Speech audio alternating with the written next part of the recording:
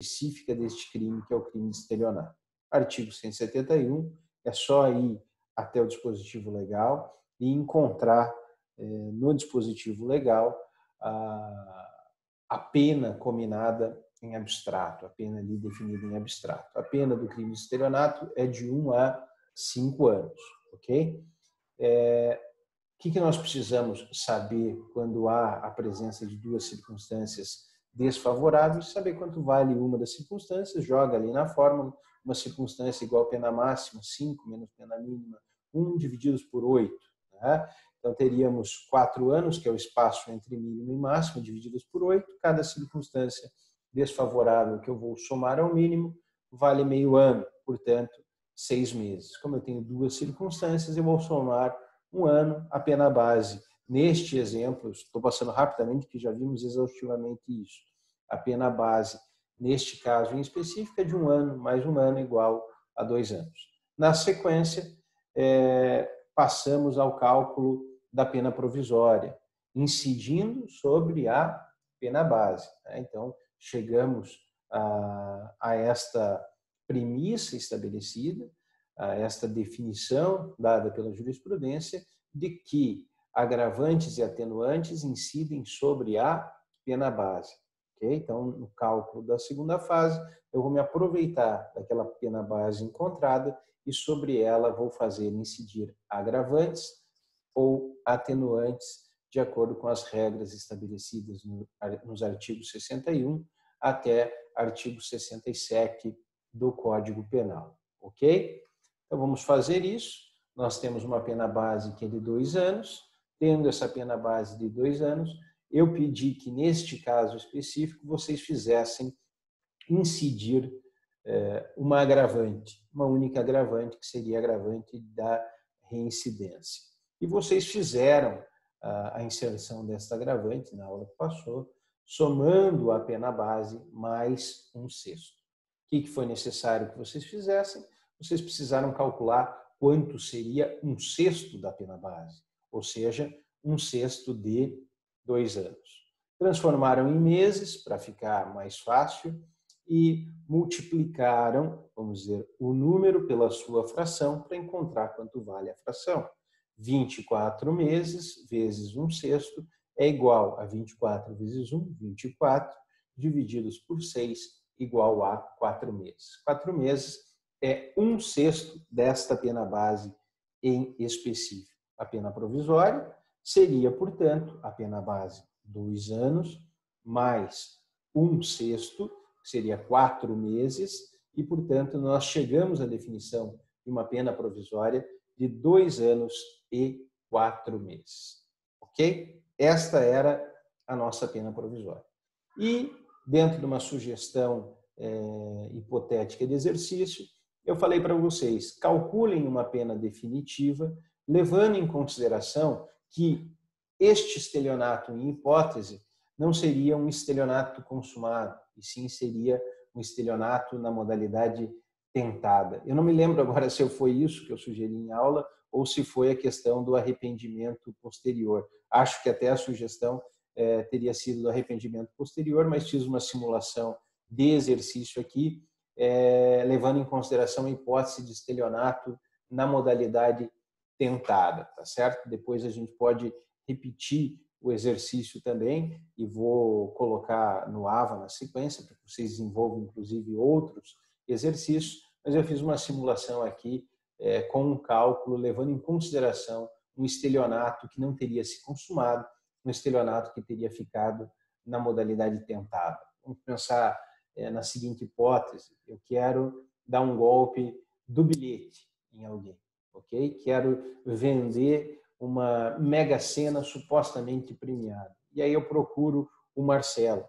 Procuro o Marcelo e falo: Marcelo, você não quer comprar esse meu bilhete? Eu estou viajando para fora do país, eu preciso fazer dinheiro o mais rápido possível, eu ganhei, dentro do prêmio dividido, 2 milhões de reais, eu te vendo esse bilhete por 500 mil reais e você, de imediato, terá um lucro, que é um lucro de 1 milhão e 500 mil reais. Só que, na verdade, isso é um golpe.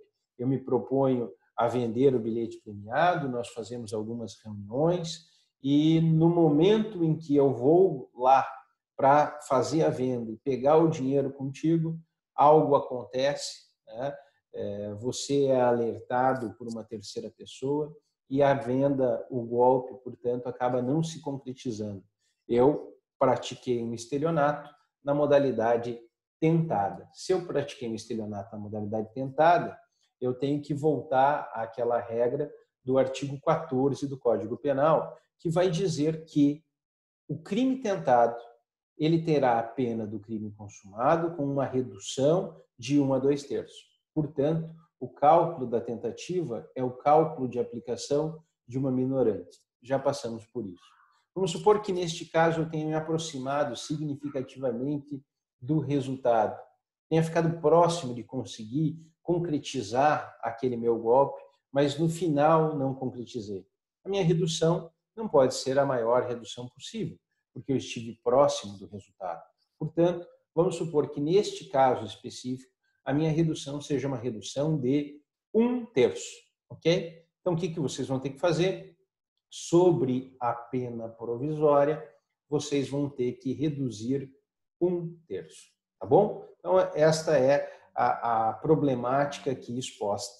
Vocês poderiam calcular uma redução de pena em virtude da aplicação da regra da desistência, desculpe, do arrependimento posterior também é uma minorante prevista no artigo 16.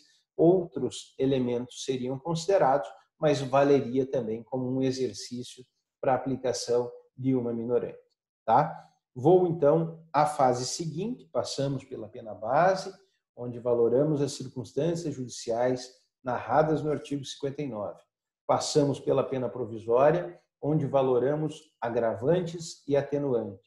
E agora vamos à terceira fase da dosimetria, onde vamos valorar para o cálculo da pena definitiva a inserção desta minorante, ou seja, a inserção de uma hipótese que é uma hipótese de redução de pena. Como que eu vou fazer essa redução? Eu vou fazer essa redução incidindo sobre a pena provisória. Veja, sempre sucessivamente, sempre em cascata. Se eu encontro a pena provisória, é sobre ela que eu vou fazer incidir a minha minorante. É sobre ela que eu vou fazer incidir, portanto, a minorante da tentativa, a redução de 1/3. Pego, desculpe, eu coloquei aqui pena base, na verdade é pena provisória, né? Estava trabalhando ali com o cálculo anterior, então, aonde está escrito aqui pena base, corrijam, é pena provisória. Depois eu faço a correção, está aberto em modo apresentação, depois eu já corrijo. Então, aqui é a pena provisória que nós encontramos na fase anterior de 2 anos e 4 meses. Eu vou ter que reduzir dos 2 anos e 4 meses de 1/3 a 2/3. Já trouxe a solução pronta para vocês e falei que eu vou reduzir apenas 1/3, ok? Então, eu tenho que calcular, primeira coisa, se mostra muito importante, eu tenho que calcular 1/3 de 2 anos e 4 meses. O que eu faço de cara? De cara, eu já vou ter que transformar em meses para que a minha conta ela fique mais fácil, né? Então, como é um número quebrado, é um número que envolve anos e meses, eu transformo tudo em meses para encontrar quanto é 1/3. 2 anos e 4 meses equivalem a 28 meses. O que eu vou fazer? Eu tenho que encontrar 1/3 de 28 meses, que é 28 vezes 1 divididos por 3. Se vocês pegarem a calculadora de vocês, eu já peguei a minha e já encontrei esse resultado. 28 divididos por 3 é 9,333333, aquilo que a gente chama de uma dízima periódica, né? Aparentemente é complexo, aparentemente é difícil, mas na verdade não é, porque uma dízima periódica ela vai representar no 0,333333 é 1/3, né? É 1/3 neste caso de um mês. Quanto é 1/3 de um mês? 1/3 de um mês é igual a 10 dias. Então fica mais tranquilo. Se fosse 0,66666, seria 2/3 de um mês, né? 2/3 de um mês é igual a 20 dias. Então vocês vão ter que ter um raciocínio lógico para transformar as dízimas periódicas que eventualmente vocês encontrarem por aí, com as quais vocês se depararem. Então, aqui nós temos 9,33 meses. 9,33 meses é igual a 9 meses e 10 dias, porque 0,3333 de um mês é um terço do mês, e um terço do mês é igual a 10 dias, tá bom? Então, nós temos que um terço de 2 anos e 4 meses, um terço de 28 meses é igual a 9 meses e 10 dias. Como eu estou diante de uma minorante, o que eu vou fazer na sequência? Eu vou pegar esses 9 meses e 10 dias e vou reduzir, portanto, de 2 anos e 4 meses, ok? Fazendo essa redução, 2 anos e 4 meses, menos 9 meses e 10 dias, eu vou chegar ao resultado.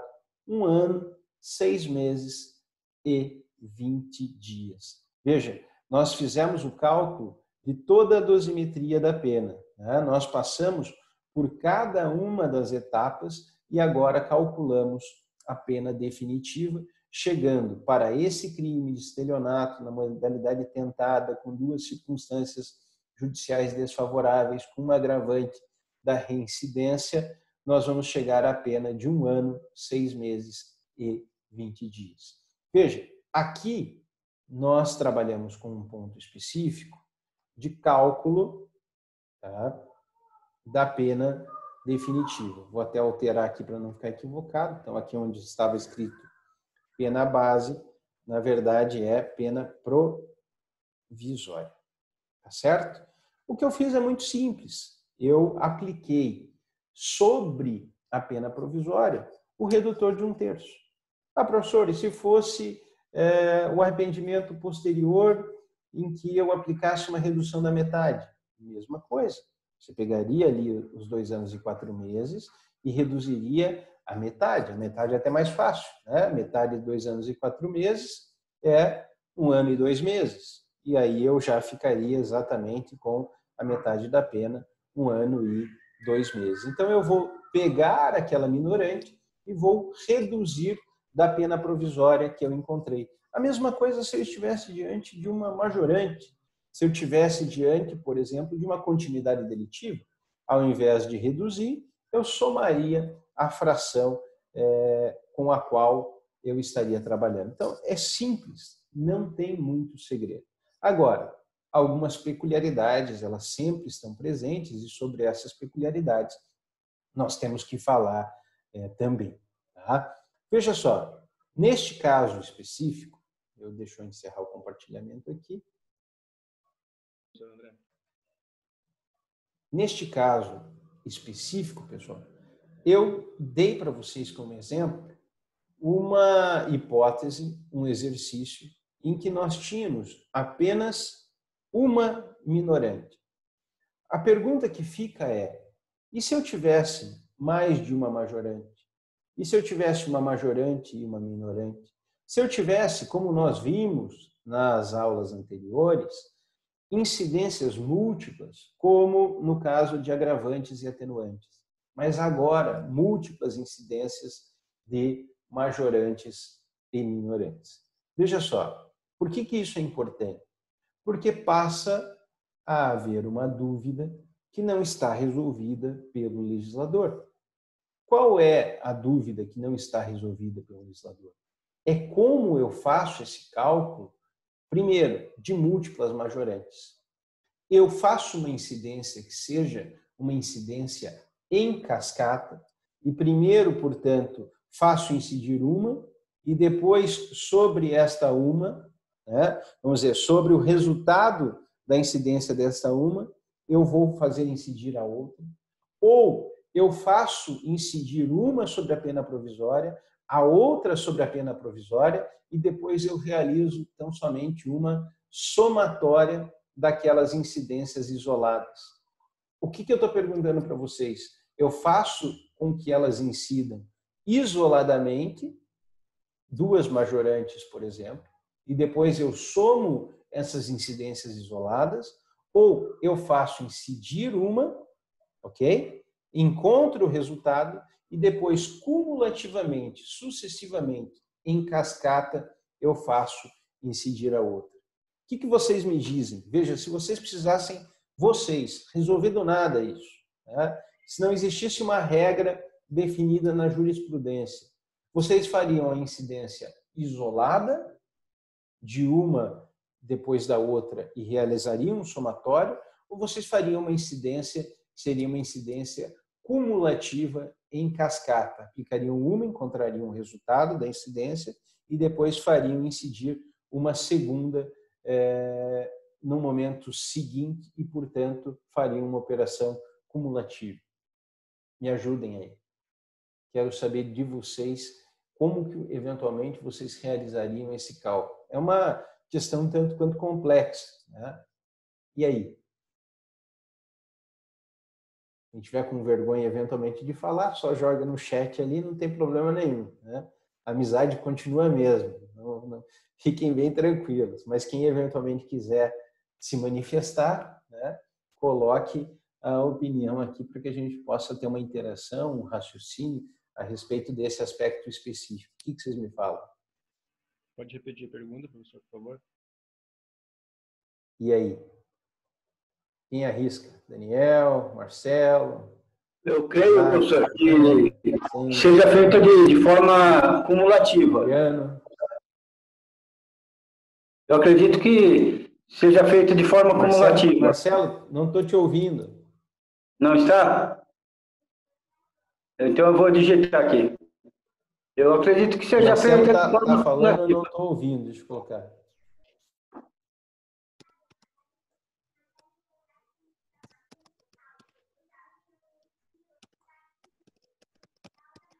Pode repetir, agora eu liguei aqui, Marcelo.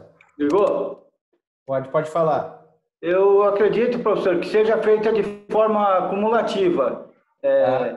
Seja feita uma e depois somando as outras. Uhum. Tá. E o Zac colocou... não, o Zac colocou que eu não estou escutando. É verdade, eu não estava escutando realmente. Estou na linha do Marcelo também.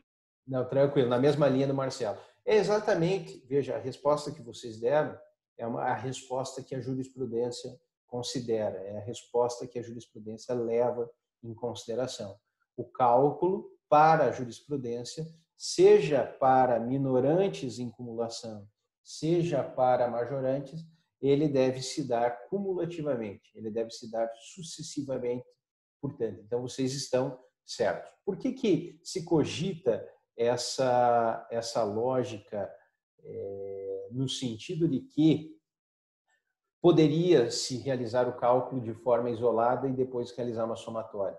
Porque, por vezes, se você realizar esse cálculo isolado, você pode chegar a uma resposta que seria uma resposta mais benéfica para o acusado, né? Uma resposta que seria uma resposta melhor para o acusado. E por que a jurisprudência, por sua vez, ela preferiu a aplicação da regra cumulativa? Sobretudo para impedir, na incidência dupla isolada de minorantes, que você chegasse ao potencial de atingimento de uma pena zero. Por quê? Porque seria possível. Imagine vocês que eu tivesse duas minorantes, ok? E uma minorante importasse numa redução de 2/3. E eu fizesse o cálculo isolado sobre a pena provisória dos 2/3. E a outra minorante importasse na redução de 1/3. Se eu fizesse isoladamente, inevitavelmente, quando eu somasse a redução de 1/3 com a redução de 2/3, a pena ficaria igual a 0. E o indivíduo não teria contra si a aplicação, portanto, de nenhuma pena. Para evitar uma situação como esta, e para não estabelecer métodos discrepantes e incoerentes com relação a, de um lado, minorante e de outro lado, majorante, a jurisprudência encontrou a solução de que o cálculo deveria ser um cálculo cumulativo de uma sobre outra, porque se assim fosse feito, não haveria a possibilidade de atingir uma pena igual a 0. Entenderam isso? Então, essa foi a escolha do legislador tanto para minorantes quanto para majorantes. Você faz, portanto, incidências que são incidências em cascata, ok? Quando vocês estavam falando, eu não estava ouvindo, porque o meu fone de ouvido no computador aqui estava no mudo. Eu não sei se mais alguém, nesse meio tempo, falou alguma outra coisa. Não?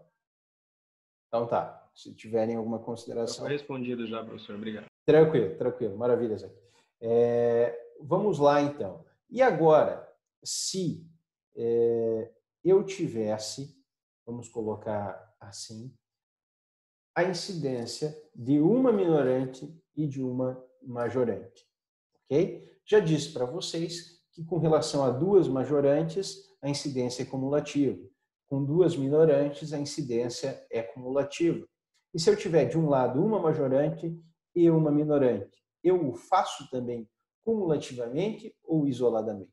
Da mesma maneira, a jurisprudência, mantendo a coerência na fórmula de cálculo de majorantes e minorantes, entende por bem que se faça a incidência cumulativa.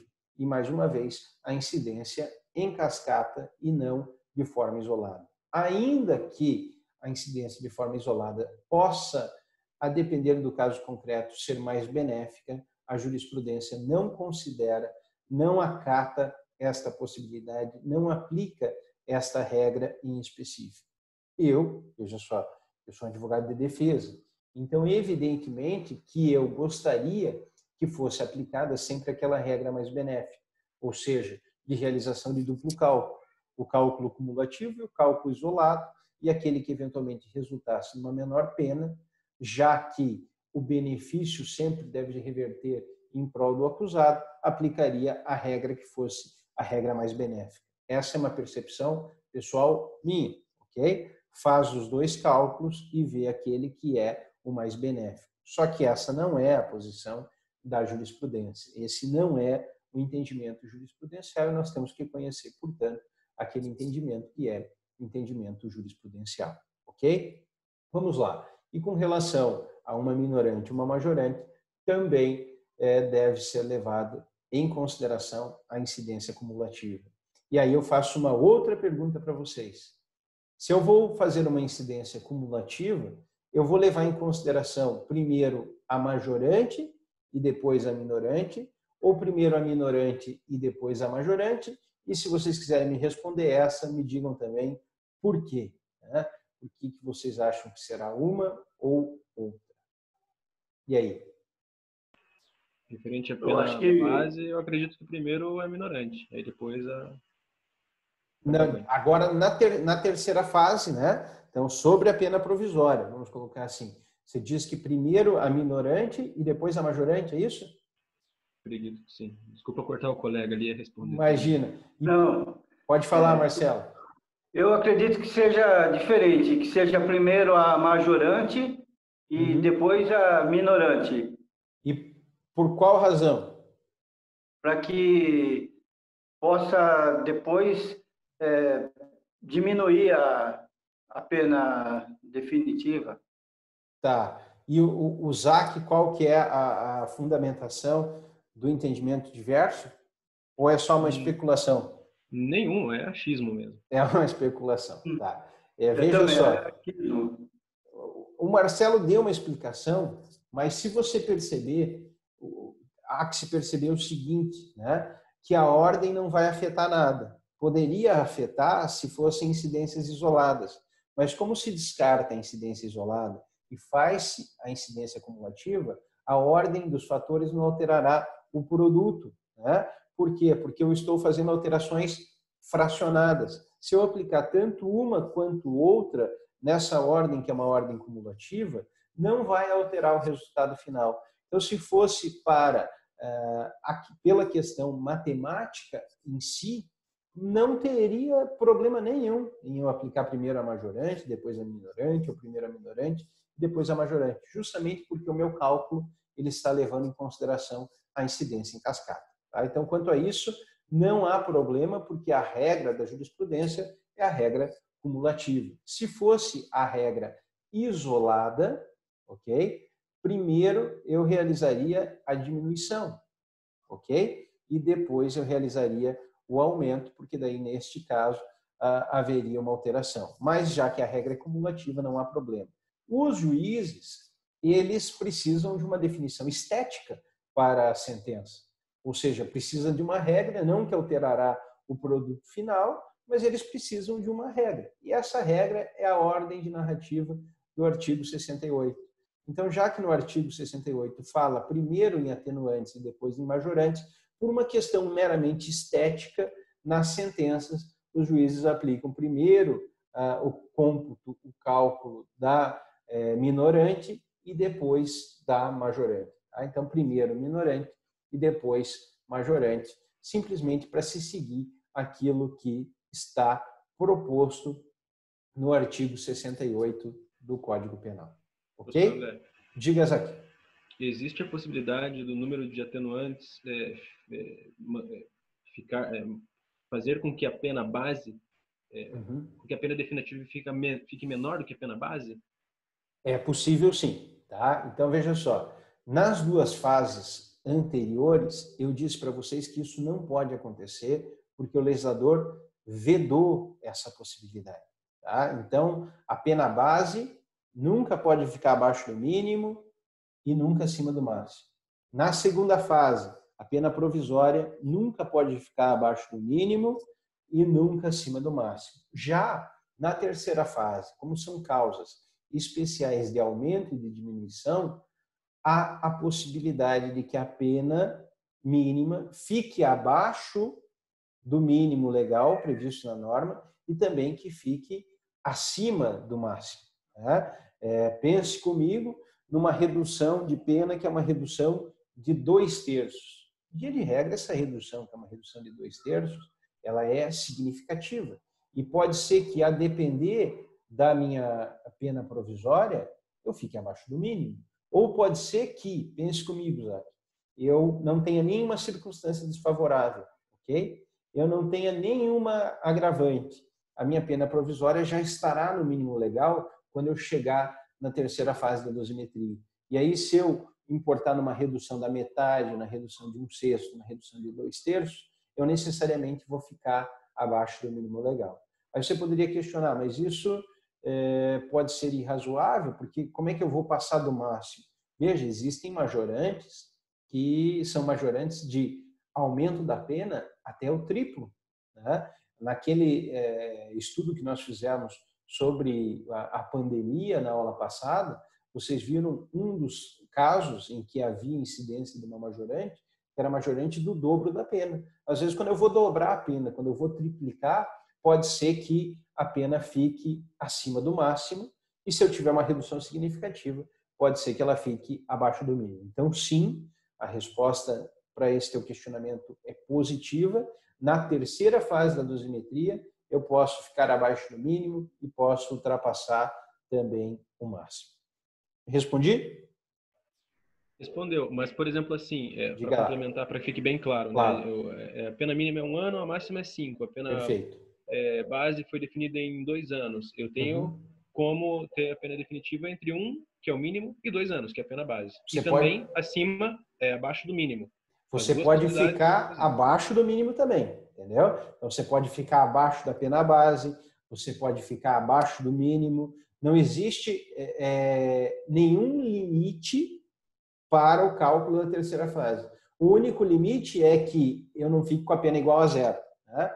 Eu não posso ter uma pena igual a 0. Então, por isso que a jurisprudência descartou o cálculo, que seria o cálculo isolado das minorantes. E aí acabou descartando também o cálculo isolado das majorantes e fazendo a incidência cumulativa nessa fase. Ok? E só para complementar, claro. Quando fica abaixo do mínimo, ainda existe a hipótese de converter essa pena definitiva em serviço à comunidade ou, sei lá, pagamento de cesta básica, alguma coisa assim? Sim, com certeza. Né? Depois, na sequência, isso será algumas aulas para frente, nós vamos ver quando que a pena privativa de liberdade ela pode ser convertida em pena restritiva de direitos. Existem uma série de requisitos para que essa conversão ela aconteça. Tá? Um dos requisitos é o quanto de pena privativa de liberdade eu apliquei, certo? Esta pena restritiva de direitos, levando em consideração o quantum de pena privativa de liberdade eu apliquei, leva em conta a possibilidade de substituição para aquelas penas privativas de liberdade que sejam inferiores ou iguais a 4 anos. Então, até 4 anos, se eu preencher todos os demais requisitos, que depois a gente vai ver com calma numa aula próxima, né, eu vou poder substituir a pena privativa de liberdade por restritiva de direitos. Então, veja, independente da forma, do cálculo, daquilo que eu fiz para chegar até a minha pena definitiva, Zac, o que importará é que esta pena definitiva, para substituição por restritiva de direitos, ela fique abaixo e até 4 anos. Então, 4 anos e 1 dia já não comporta mais a substituição por restritiva de direitos. Entendeu? Ótimo. Esse número, 4 anos, ele aparece no código? Aparece no código. Aparece no código. Ele é definido pela norma lá nas hipóteses de substituição pelas restritivas de direito. É o que? Código de processo, daí? O Código Penal. Tá? Então, essa definição está no Código Penal. Dá até para a gente abrir aqui, deixa eu compartilhar.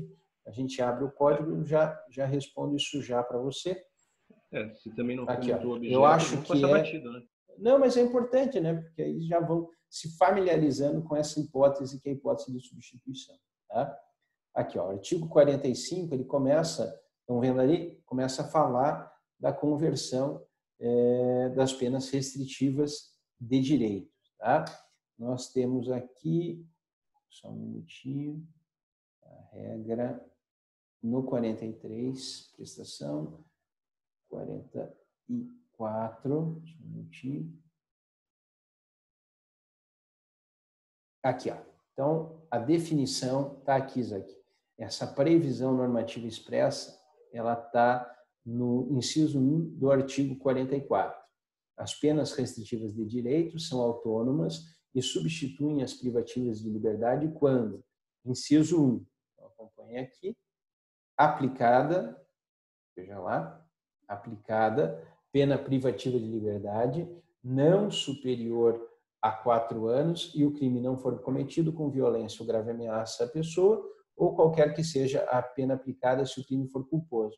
Dificilmente você vai ter um crime culposo que vai importar numa pena que supere os 4 anos, né? Mas se for crime culposo e não crime doloso, eu posso ter a substituição independentemente da pena que eu for aplicar. Para o crime doloso, há o requisito adicional de não ter sido crime cometido com violência ou grave ameaça à pessoa. Existem os requisitos previstos nos outros incisos, depois a gente vai ver, como eu falei para você nas próximas aulas, mas o requisito quantitativo do crime doloso é que a pena não seja superior a 4 anos. Então, a definição legal está no artigo 44, inciso 1. Beleza? A pena definitiva.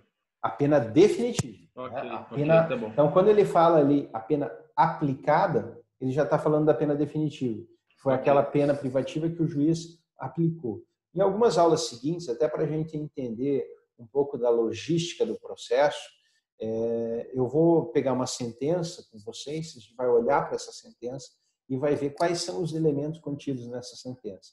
Isso seria um trabalho assim feito, vamos colocar assim, numa aula de processo penal. Só que o grande problema da estruturação ementária das faculdades, isso de todas as faculdades, é que você primeiro estuda o direito penal e depois você estuda lá para frente, a partir do 5º período, que você vai estudar o processo penal. Né? E às vezes a gente fica com certas dúvidas de entender onde que isso aqui se aplica, né? Onde que você vai fazer incidir essas regras. E tudo isso que a gente está falando, de cálculo da pena, de constatação de ocorrência do crime, de dosimetria da pena, é o juiz que vai estar aplicando numa sentença. Então, veja, por mais que a gente vai estudar isso só lá no processo penal, a compreensão da sentença, os elementos que constam na sentença, me parece importante nós pegarmos uma sentença para que vocês entendam como é que isso funciona na prática, como é que isso tem aplicabilidade na prática. E é importante até para você ver a sequência lógica com que trabalha o juiz. Primeiro, só para vocês entenderem aqui numa sentença, o juiz vai ter que dizer se ocorreu ou não ocorreu o crime. Se o crime está provado, se tem prova da materialidade, se tem prova da autoria, ele vai ter que analisar as teses que discutem a antijuridicidade, culpabilidade. Depois que ele define se ocorreu o crime, ele vai calcular a pena privativa de liberdade, ok? Quando ele calcula a pena privativa de liberdade, ele aplica a pena privativa de liberdade, chegando a esta fase, que é a fase de definição da pena definitiva, terceira fase de dosimetria. Chegando nesta fase, ele verifica, né, qual o regime de cumprimento da pena. Se é o regime fechado, se é o regime aberto, se é o regime semiaberto, que é algo que nós vamos estudar também na sequência. Depois de fixar o regime, ele vê se essa pena privativa de liberdade ela pode ser substituída por pena restritiva de direitos. Tudo isso num ato só, tudo isso na sentença, ok?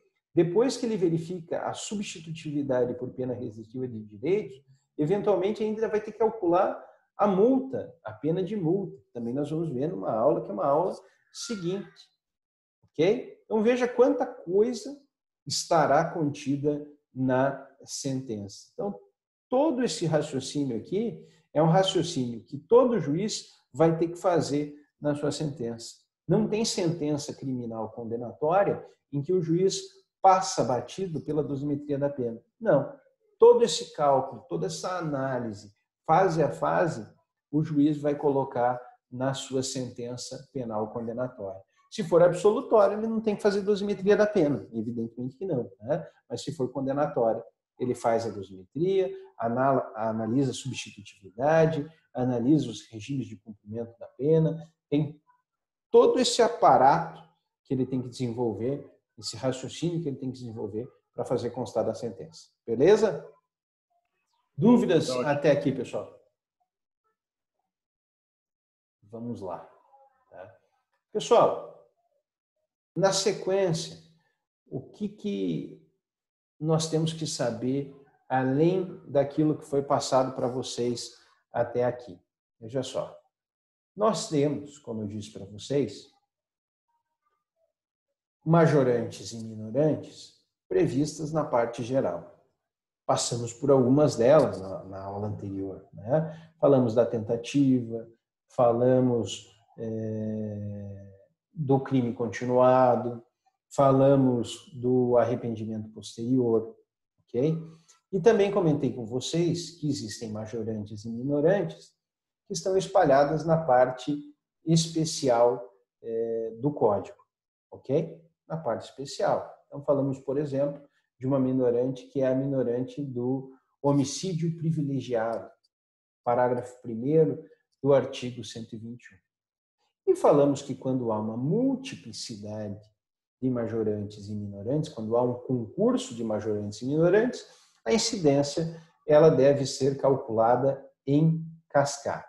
Mas tem um pequeno detalhe disposto no artigo 68, parágrafo único do Código Penal, que não poderia passar batido, então eu pego e volto ao 68.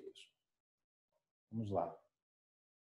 O artigo 68, parágrafo único do Código Penal, vai nos dizer o seguinte: no concurso de causas de aumento ou de diminuição previstas na parte especial, pode o juiz limitar-se a um só aumento ou a uma só diminuição, prevalecendo, todavia, a causa que mais aumente ou diminua.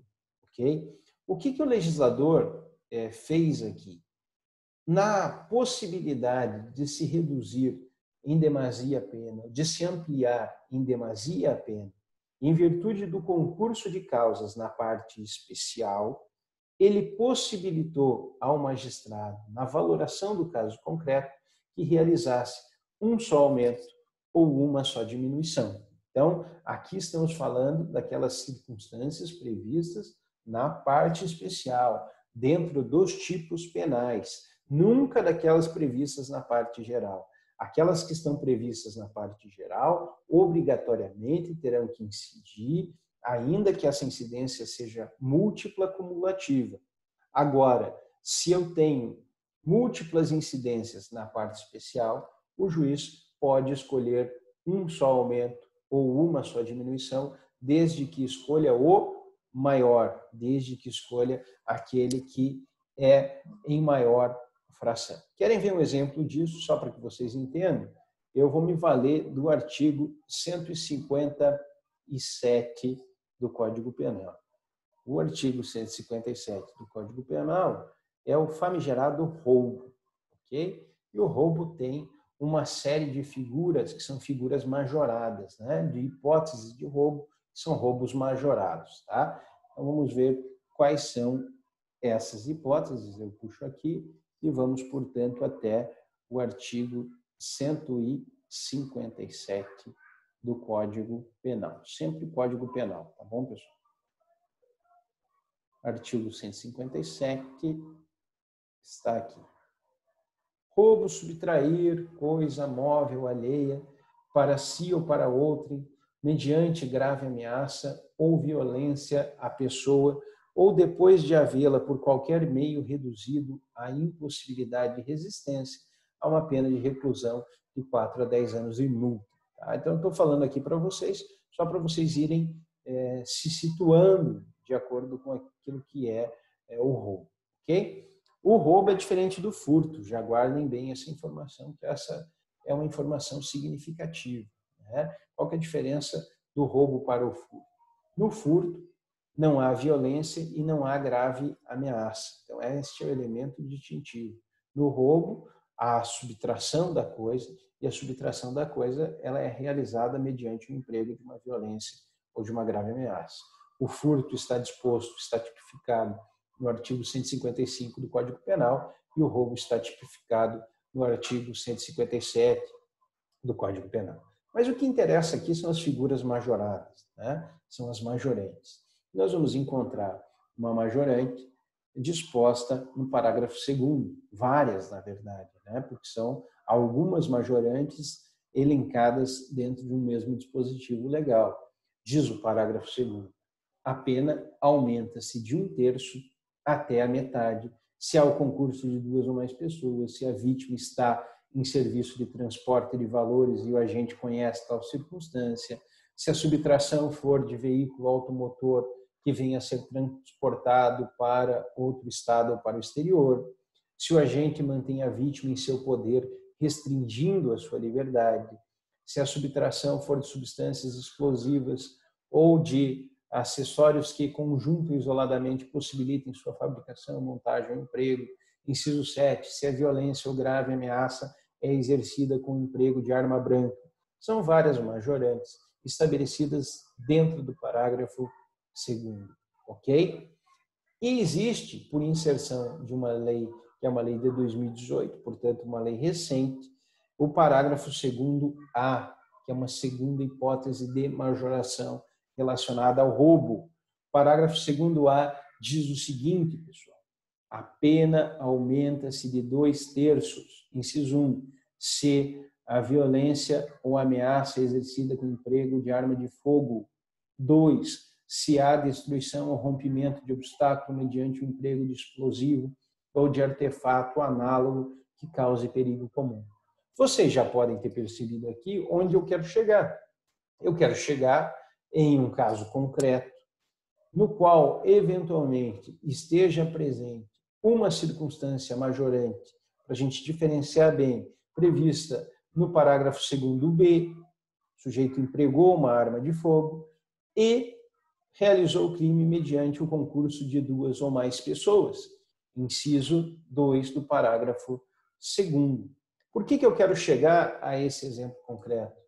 Porque nós teríamos, com relação a este roubo específico, a incidência de 2 majorantes previstas na parte especial, prevista na parte que se dedica aos tipos penais em espécie, ok? Quando isso acontece, quando eu tenho mais de uma majorante, poderia ser mais de uma minorante, prevista na parte especial do Código, como diz o artigo 68, parágrafo único, eu posso me limitar a um só aumento, fazendo o aumento que, neste caso, seria o maior. Então, se eu realizar o aumento previsto no parágrafo 2º-A, ampliando em 2/3, eu, como magistrado, poderei deixar de aplicar o aumento de 1/3 previsto no parágrafo 2º, ok? Então, essa é uma faculdade estabelecida pelo legislador. No artigo 68, o magistrado pode efetivamente realizar um só dos aumentos. Tranquilo? Então, guardem essa informação, porque essa é uma informação importante, porque é uma regra prevista já pelo legislador, ela não é construída jurisprudencialmente, ela já está definida normativamente. Okay? Então, nós temos algumas premissas também com relação à terceira fase. Primeira delas, relembrando aqui, qual é? Eu vou me valer da pena provisória para fazer incidir as majorantes e minorantes sobre a pena provisória. O cálculo, quando eu estiver diante de um concurso de circunstâncias minorantes e majorantes, no qual eu me valha dessa múltipla incidência, eu tenho que realizar em cascata, de forma cumulativa, sobre a pena provisória, e não de forma isolada. Ok? Além disso, se eu tiver 2 majorantes ou 2 minorantes previstas na parte especial, eu posso me limitar a um só aumento ou a uma só diminuição. Tá certo? Então, são premissas que são premissas relacionadas à terceira fase da dosimetria. E com isso, pessoal, nós temos que ter em mente que passamos pelas 3 fases da dosimetria. Né? Nós realizamos o cálculo da pena de forma completa. Nós passamos pela primeira fase, onde são analisadas as circunstâncias judiciais do artigo 59. Nós passamos pela segunda fase, onde são valoradas as agravantes e as atenuantes.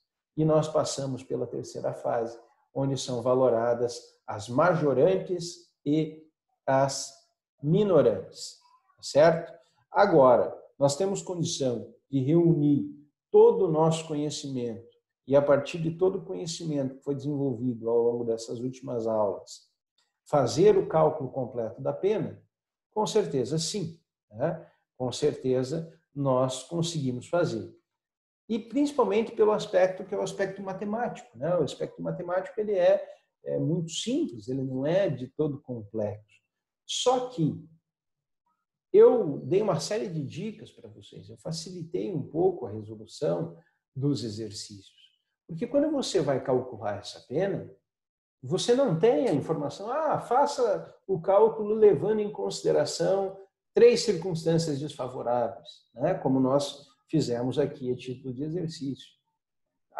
Faça a análise levando em consideração a agravante da reincidência. Não. Você não tem tudo pronto, você não tem tudo mastigado. Se você é o juiz e você vai ter que calcular a pena, a informação vai chegar para você de acordo com aquilo que tem nos autos.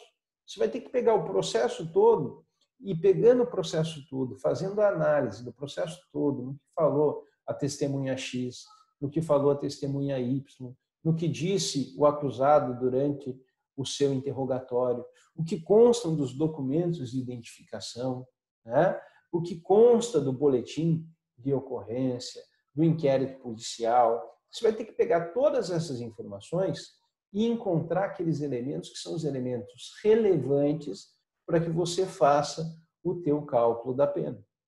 E pegando regras que são regras gerais, que acabam envolvendo também as 3 fases dosimétricas na valoração desses elementos, que são elementos muito específicos, muito peculiares, ok? É só você pegar, para ter uma ideia do que eu estou falando aqui, as circunstâncias judiciais lá do artigo 59. Né? Consequências, comportamento da vítima, culpabilidade, conduta social, personalidade, motivos. Ninguém vai te dizer exatamente qual é o motivo, se você não perguntar, enquanto juiz, durante o processo. Quando você estiver realizando ali um interrogatório, né, se isso não for questionado, é você que vai ter que questionar. Olha, qual a motivação? O que te levou à prática criminosa? O que aconteceu? Tinha algum tipo de inimizade? Não tinha? Foi por vingança? Não foi? Foi porque você precisava sustentar a tua família e não tinha condições? Percebe? Como é que é a relação do acusado? Você está perguntando para uma testemunha, com as pessoas lá no bairro em que ele mora, como é que ele se comporta, né? Pede documentação, então pede para o Instituto de Identificação, me mande a certidão de antecedentes. Tem que estar nos autos. Aquela informação que eventualmente não está nos autos, ela não existe, ok? Não está nos autos, não está no mundo jurídico. Então, tudo tem que estar demonstrado, tem que estar construído. Esses elementos são elementos que você vai encontrar dentro do processo, que você vai encontrar, portanto, nos autos do processo, ok? E desta análise é que você vai ter que fazer a sua valoração. Agora, joga um problema para que a gente resolva aqui conjuntamente. Vamos resolver esse problema agora, ok? Um acusado está ali no momento em que o juiz vai proferir a sua sentença e ele entende que aconteceu o crime, vai proferir uma sentença que é uma sentença condenatória, ok? E consta dos autos que o sujeito ele teria praticado um estelionato, tá? Por um motivo torpe qualquer, ok? Uma certa torpeza, ele queria pegar aquele dinheiro para, não sei, usar no jogo, né? Ele queria jogar com esse dinheiro, ele queria gastar em bebida, queria gastar em droga, algo que o juiz considerou como sendo uma motivação torpe para que ele aplicasse um golpe e se utilizasse desse dinheiro em específico. Ok? O juiz considerou que essa motivação do estelionato seria uma motivação torpe. Pergunto para vocês, em qual fase da dosimetria vocês vão considerar essa motivação torpe? Resposta rápida, sem pensar muito.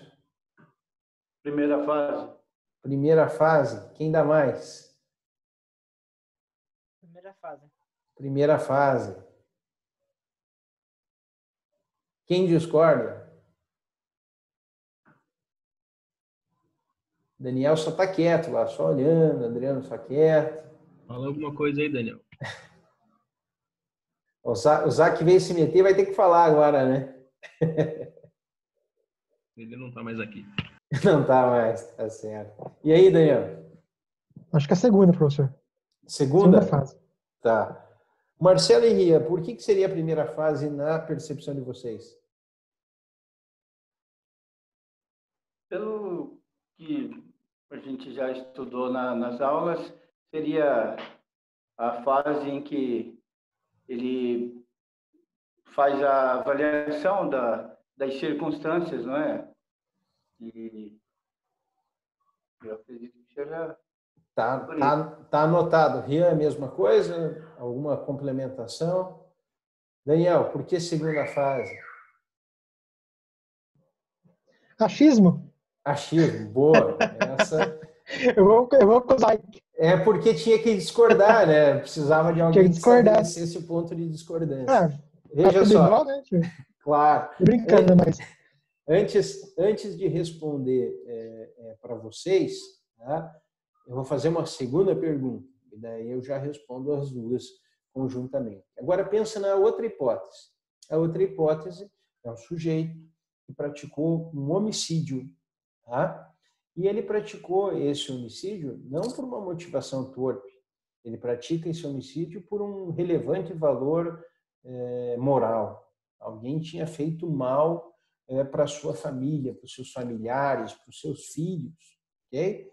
E ele ficou com um sentimento de desespero diante daquela maldade terrível que fizeram para os seus filhos e acabou reagindo diante daquela maldade. E o juiz considerou que se trataria de um relevante valor moral, ok? Esse relevante valor moral com relação ao homicídio, eu estou falando aqui de uma motivação também, de motivo, né? De um lado, com relação ao estelionato, eu falei de um motivo torpe, e agora, com relação ao homicídio, eu estou falando que a motivação é uma motivação de relevante valor moral. Este motivo relacionado ao homicídio, um relevante valor moral, eu vou calcular ele em qual fase? Primeira, segunda ou terceira. Com relação ao torpe no estelionato, ficamos em 2-1. Né? E o 1 é um de achismo, vamos colocar. Mas pode ser achismo, não tem problema. Às vezes a gente acerta no achismo. Né? O importante é tentar. E nesse segundo caso, do relevante valor moral, a motivação do relevante valor moral, qual é a fase? Primeira, segunda ou terceira?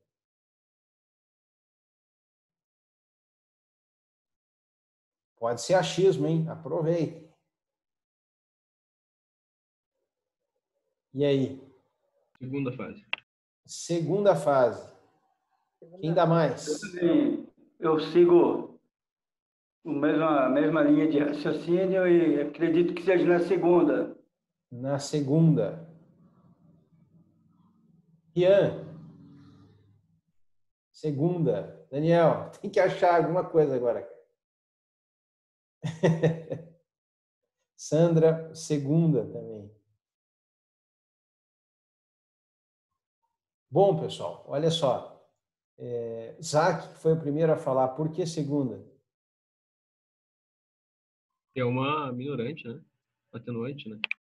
Tá, então vamos lá. Olha só como isso é importante para que a gente possa considerar. E eu vou responder para vocês de trás para frente, começando pela segunda hipótese do relevante valor moral, né, da conduta praticada pelo sujeito no crime de homicídio, ok? Pessoal, quando vocês vão ler o artigo 59 do Código Penal, o artigo 59 do Código Penal fala que uma das circunstâncias que será utilizada pelo juiz para o cálculo da pena base é o motivo. Não é isso? Quando vocês fizerem a leitura do artigo 65 do Código Penal, em um dos seus incisos, que agora eu não vou lembrar de cabeça, me falhou a memória com relação ao inciso, mas vocês vão ver que o relevante valor moral é uma atenuante, ok? E quando vocês fizerem a leitura do artigo 121, parágrafo 1º do Código Penal, vocês vão visualizar que o relevante valor moral é uma minorante. Olha que coisa desgraçada, né? Para complicar a nossa vida. Isso é tudo que vocês possam imaginar, né? Então, para vocês não acharem que eu estou mentindo, o que eu vou fazer? Vou pegar o Código Penal, a gente volta lá para o Código Penal e confere se é isso aí mesmo ou se eu estou ficando louco, ok? Vamos começar do começo.